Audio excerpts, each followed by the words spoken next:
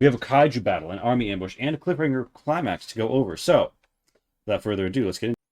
We open on a council meeting where we learn that the great hunt that Yannick spoke of many years ago is being prepared by Jello von Vergrave, and that this great foe in the woods is going to take a significant force to hem and defeat.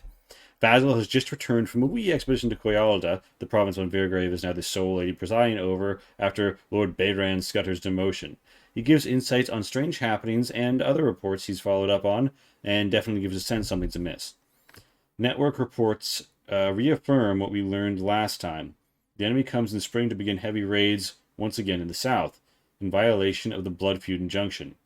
It is determined that the freshly commissioned Butai Ritters will be brought, the Heartwood Piercers left home, the Veil Blades and some Flat Ashigaru accompany. They're relying on Jello von Vergrave's archers for this fight. After some resource allocations on the realm level, the group heads out to the hunt. The group arrives with their full force in tow, and they meet with Jello von Vergrave. She has her hedge wizards and a plan to force the unseen beast visible. While Quartz, the Quartz Druid, shows up and is clearly ready to do some grave business himself, Jella and her hedge wizards reveal the foe after scouts pursue it into the cleft of the land, and then begins thrashing about, utterly ripping up the forest and ground. It's a huge green tendrilled machine with huge purple arrows like arrow slits, eyes like arrow slits even, and two giant marble silver horns, the size of many towers. Quartz's hands erupt with black flames, and so too do the trees all around as he hems in the foe.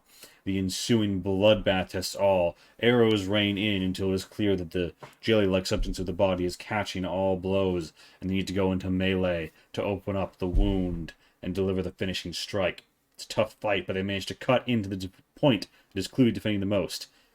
There's a burst of bloodworms trying to tear anything that comes through this gash, but Liwei hops in and casts Thunder Wave.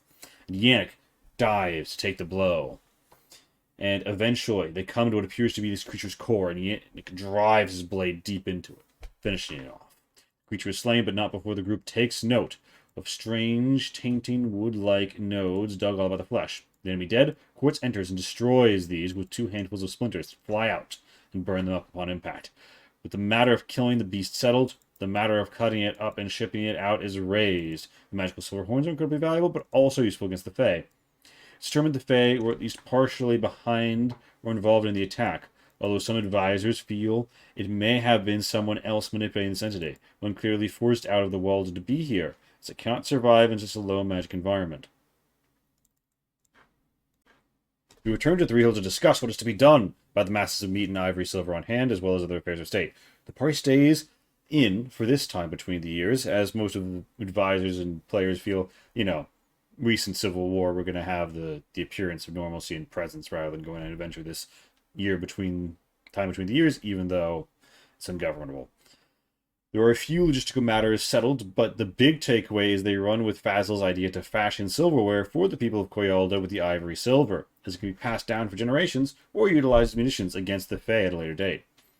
There's a gold moon, and then we head into spring with all provinces refreshed, and the question of how they'll keep the troops in good order raised. The order of battle is set. We meet Kaigon Emerald, Yannick's uncle, known last time for the elevation event, oversees the overall hammer and anvil operation that will ensnare the enemy raiders. However, it's Yannick who's going to be down there at the battle, leading with his Fook gang. He's brought his Heart Spanner here with him, including freshly blooded Butai Ritters from their battle with the Woe in the Woods. Alongside the local lord, Boyar Zdan Torslava, they'll be riding in to attack from ambush positions, alongside volunteers for the town, who are going to be posted up in feigned disarray in the village. Their forces are dispersed. Basil hides on a river ford, where he conceals wasp nests and red ants, and digs himself into the soft mud. Yannick marshals the main of his force in the woods, while volunteer veterans from the town stay home and give the appearance of normalcy. Everyone else has been evacuated. Li Wei, however, takes on the guise of a local village elder and, with a heavy cloak and a walking stick someone thrusts into his hands, tries to pass himself off as an obstinate elder of this village. Because they know the Golden Knight is coming, and he's not going to get out of this one easy. He rides in to try and warn the people and drive them away, but he has a confrontation with Li Wei. This is Conrad Gold, first and only son of Ottred Gold. There's a deep bone to pick here, and his father has sent him to pick it, right on the heels of his mother's death.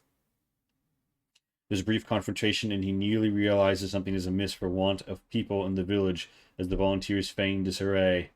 But Leeway uses a quick illusion to sell him on his pre-existing notion, and the night rides off.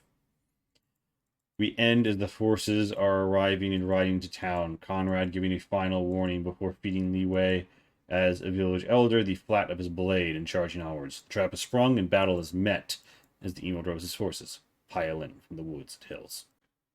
So, the battle that got put off last time got put off again. I put in more battle management than I realized, because these turns are still a new thing for everyone to process, and I added a kaiju battle that inflated the runtime, and, well, ate half the episode, to be quite frank. I think it's a loss of the original tight vision and pacing, but a fun allusion to the future, so we'll call it even for the moment.